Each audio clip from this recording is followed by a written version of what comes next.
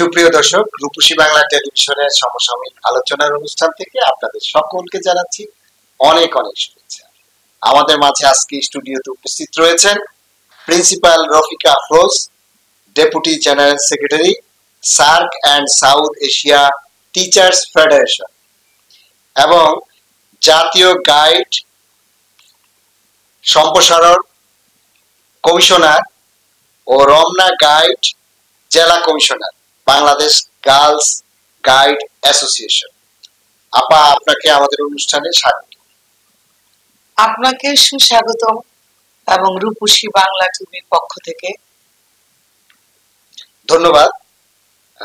আপা, প্রথমে যে বিষয়টি নিয়ে কথা বলতে চাই, যেহেতু আসলে নারী পুরুষ আমি বিভেদ করছি না, তারপরেও আপনি যেহেতু একজন নারী, আপনি একজন প্রিন্সিপাল, আপনার কাছে আমার সামনে যে জাতীয় সংসদ নির্বাচন রয়েছে, এখানে কি ধরনের নারী প্রার্থীদের প্রাধান্য দেওয়া উচিত বা কতগুলো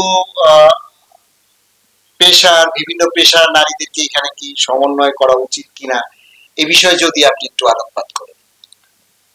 অত্যন্ত সুন্দর একটি আলোচ্য বিষয়। এই যে নারী পুরুষের এবং নারীর পার্লামেন্টে বা সংসদে একটা আসন বা একটা মন্ত্রিত্ব পদ বা আসনই আপনি বলেছেন, সেক্ষেত্রে আমি প্রথম পর্যায়ে আসি আসন। হ্যাঁ, নারীরা কত আসন পেলে যেটা যথোপযুক্ত হয়। বর্তমান যুগে নারীরা অনেক অগ্রগামী, শিক্ষা, মেধা, মনন, সামাজিক, পারিবারিক এবং আন্তর্জাতিক ক্ষেত্রে।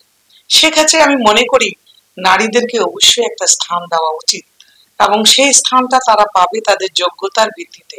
সেক্ষেত্রে নারীরা কিন্তু এখন, আমি যতটুকু জানি বা আমার মেধা মননে, যে 100টা সিট চেয়েছে সেক্ষেত্রে বা চাচ্ছে, সেক্ষেত্রে তাদের জন্য মিনিমাম 100 না হলেও অন্তত পক্ষে 80% মানে 80টা সিটও যদি দেয়া হয়, আমার মনে হয় পুরো বাংলাদেশ ব্যাপী একটা সমতা বিধানের নিয়ম পরিলক্ষিত হবে এবং নারীদের প্রতি একটা সমতা বিধান প্রতিষ্ঠিত হবে আমার আশা, এবং আমি মনে করি সেটাই হবে। ধন্যবাদ আপনাকে। মানে আমি আরেকটি বিষয় জানতে চাচ্ছি, সেটা হচ্ছে যে এই যে নারীদেরকে যেখানে 100 আসন চাওয়া হচ্ছে বা 100 আসন দেওয়ার কথা, বা আপনি যেটা 80% মানে 80টা আসন চাচ্ছেন, সেই ক্ষেত্রে মানে কি ধরনের নারীদের মানে আসা উচিত? বিভিন্ন পেশার নারীদেরকে এখানে সংসদে আনা উচিত বলে আপনি মনে করেন?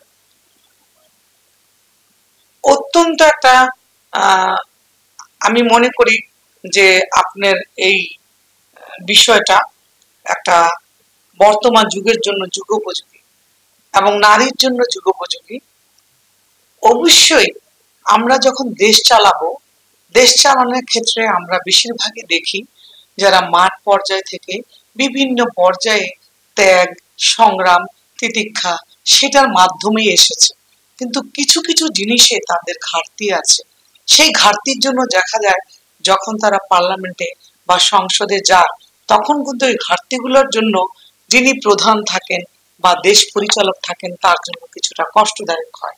সেক্ষেত্রে এই যে আপনি বললেন যে নারীর মেধা, নারীর যোগ্যতা, নারীর যে সৃজনশীলতা, মননশীলতা, সেগুলো অবশ্যই প্রয়োজন এবং সেগুলোর আঙ্গিকে নারীকে যদি আপনি মেধা এবং শ্রমের ভিত্তিতে, মেধার পাশাপাশি তার শ্রম এবং রাজনীতিতে তার রাজনৈতিক বিশ্লেষক হিসাবেও একটা অবদান থাকা লাগবে। শুধু মেধা হলেই হবে না। হ্যাঁ, সেই ক্ষেত্রে রাজনৈতিক অঙ্গনেও তার যথেষ্ট যোগ্যতা, দক্ষতা থাকা লাগবে, পাশাপাশি তার শিক্ষা এবং মেধা থাকা লাগবে। এই দুটোর সমন্বয়ে যখন সে দেশকে শাসন করবে বা সংসদে গিয়ে বসবে, তখন কিন্তু একটা সুপ্রতিষ্ঠিত নারী হিসাবে সে নিজেকে প্রকাশ করতে পারবে। পাশাপাশি একটা দেশ গড়ার কাজে তার যে একটা মনোবৃত্তি, সেটা হবে অত্যন্ত উন্নত মানের এবং সে তখন হবে একটা ভালো শাসক এবং শাসন ব্যবস্থার ধারক ও বাহক। ধন্যবাদ, চমৎকার আপনি বলেছেন।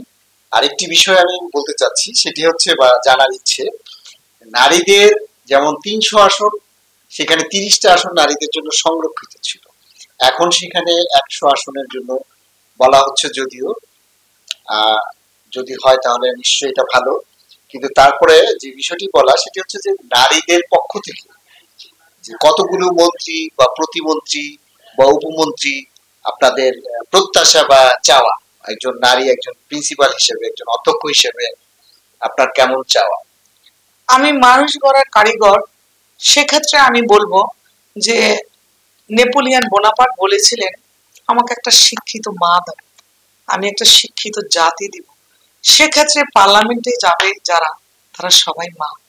তা আমি মনে করি তারা যদি শিক্ষিত মা হয়ে, কিন্তু পাশাপাশি কিন্তু আমি এই কথাটা রাখবো, রাজনৈতিক অঙ্গনেও তাদের একটা অবদান থাকা লাগবে। তা না হলে রাজনৈতিক শূন্যবিহীন হয়ে, শূন্যতা নিয়ে, রাজনৈতিক জ্ঞান শূন্যতাবিহীন কোনো নারী যদি পার্লামেন্টে যায়, তখন কিন্তু সে সংসদীয় যে পদ্ধতি, সেক্ষেত্রে তার একটা ঘাটতি থেকে যাবে। তাই মেধা আমি বারবারই বলছি, এবং রাজনৈতিক যে মানটা সেটা তার উচ্চ মানে থাকা লাগবে। সেক্ষেত্রে আপনি যেটা বলেছেন মন্ত্রী প্রতিমন্ত্রী কয়জন হওয়া উচিত, অবশ্যই যারা সরাসরি কন্টেস্টে যাবে তাদেরকে ফুল মন্ত্রী দেওয়া উচিত। মিনিমাম আপনি যদি 80 জন করেন, সেখান থেকে আপনি ভাগ করে নিলেন যে 30 জন বা 20 জন মন্ত্রী নারী রাখলেন। আবার যদি আপনি যদি তারা সংরক্ষিত আসন থেকে হয়, সেখন তাদেরকে আপনি প্রতিমন্ত্রী দিলেন, উপমন্ত্রী দিলেন, হ্যাঁ ফুল মন্ত্রী দিলেন না। এভাবে একটা ক্যাটাগরিক্যাল ওয়েতে বা ধারাবাহিকতায় একটা নীতিমালা করে যদি সেভাবে এগোন, কারণ যিনি ফুল মিনিস্টার হবেন তিনি একটা ত্যাগ তিতিক্ষাময় একটা নারী হবেন, সংগ্রামী নারী, তাকে ফুল মিনিস্টার বানাতে হবে, তা না হলে একটা বৈষম্য থেকে যাবে। সেই ক্ষেত্রে মন্ত্রীকে আপনি দিলেন 20% বা 30%, প্রতিমন্ত্রী দিলেন তার চেয়ে আর একটু কম, উপমন্ত্রী দিলেন আর একটু কম, তারপরে সংসদীয় পার্লামেন্টের মেম্বারদের যারা বিভিন্ন জায়গায়, যেমন কেউ একটা কর্পোরেট বা মহিলা শিশু অধিদপ্তরের চেয়ারম্যান, বা সে একটা বাংলাদেশ শিশু একাডেমির চেয়ারম্যান, বা বিভিন্ন কর্পোরেট যেগুলা সরকার অধ্যুষিত বা সরকার নিয়ন্ত্রিত, তাদের যা তা সেখানে স্থান করে দিলেন। তাহলে নারী, আমি পার্লামেন্টে গেলে সংসদ সদস্য হলাম, কিন্তু ওখানে গিয়ে যে আমাকে মন্ত্রী প্রতিমন্ত্রী উপমন্ত্রী হতে হবে, এরকম ধ্যান ধারণা নিয়ে গেলে নারীর কিন্তু পদের প্রতি লোভ থেকে যাবে, দেশের প্রতি কোনো মমত্ববোধ আর থাকবে না। তাই নারী তাকে মন্ত্রী প্রতিমন্ত্রী বানাক হোক, কিন্তু বিভিন্ন ক্ষেত্রেও তার কিন্তু বিভিন্ন একটা তার অবদান রাখার আছে, সুযোগ আছে। সেই সুযোগটা আপনি তাকে এফডিসির একটা পরিচালক বানালেন, তাকে বিভিন্ন জায়গায় ছড়িয়ে দিলেন তার মেধাকে, কাজেই সংসদ সদস্য হোক, কিন্তু তার মেধাকে মন্ত্রী প্রতিমন্ত্রী উপমন্ত্রী এবং বিভিন্ন জায়গায় বিভিন্ন ক্ষেত্রে একটা ব্যাংকের ডিরেক্টর বানালেন বা পরিচালক বানালেন, সেভাবে ছড়িয়ে দিয়ে নারীর বিভিন্ন মেধার আপনি প্রকাশ পাবেন, প্রকাশ ঘটবে এবং স্ফুরণ হবে, এবং নারীও সেখানে তার সুপ্ত প্রতিভার বিকাশ ঘটাতে পারবে। সেখানে মন্ত্রী এমপি হতে হবে এই মন মানসিকতাটা থাকাটা আমি মনে করি খুব একটা আমার কাছে মনে হয় খুব একটা মানে ঠিক হবে না। কারণ আমি সংসদে গেলাম এতটুকুনি যথেষ্ট, আমি তো পার্লামেন্টের সবার মতোই, কিন্তু আমাকে একেবারে শিক্ষা উপমন্ত্রী বানাতে হবে বা শিক্ষা প্রতিমন্ত্রী হতে হবে তা না। আমাকে আপনি মহিলা শিশু অধিদপ্তর চেয়ারম্যান করে দেন, বাংলাদেশ শিশু একাডেমির চেয়ারম্যান করে দেন, হ্যাঁ আমাকে বাংলা একাডেমির কিছু করে দেন।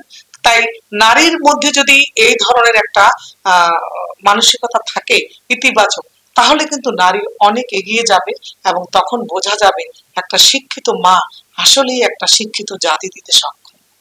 ধন্যবাদ আপনাকে। আরেকটি বিষয় একটু জানার ইচ্ছে, সেটা হচ্ছে যে বাংলাদেশে প্রায় অর্ধেকের বেশি হচ্ছে নারী, এবং নারী ভোটাররা এখানে গুরুত্বপূর্ণ ভূমিকা রাখছে।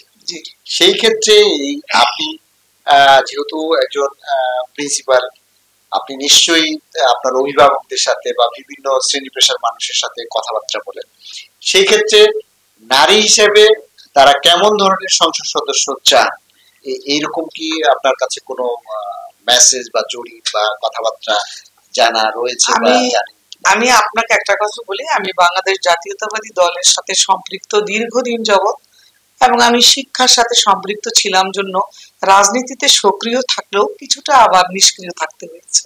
তারপরেও আমি 17 বছর চাকরিচ্যুত হয়েছি রাজনৈতিক রোষানলের কারণে। হ্যাঁ, সেই বিএনপি জাতীয়তাবাদী দল করি জন্য, তারপরেও নিয়োগ পেয়েছি, এখনো আমি যথেষ্ট মানে সাফারিংসে আছি। সেক্ষেত্রে আমি মনে করি যে আপনি যে কথাটা বলেছেন যে অভিভাবকের সাথে এবং স্টুডেন্টদের সাথে এবং নারী যারা আছে তাদের সাথে আমি শিক্ষক সংগঠনও করি, অনেক চলাফেরা আছে। সেক্ষেত্রে দেখা যায় যে নারীরা সচরাচর চায় যে একটা সৎ নারী আসুক, একটা ভালো নারী আসুক, একটা ট্রান্সপারেন্সি থাকুক, স্বচ্ছতা থাকুক, এবং নারীদের মধ্যে কোনো ধরনের অন্যায় দুর্নীতি না থাকুক।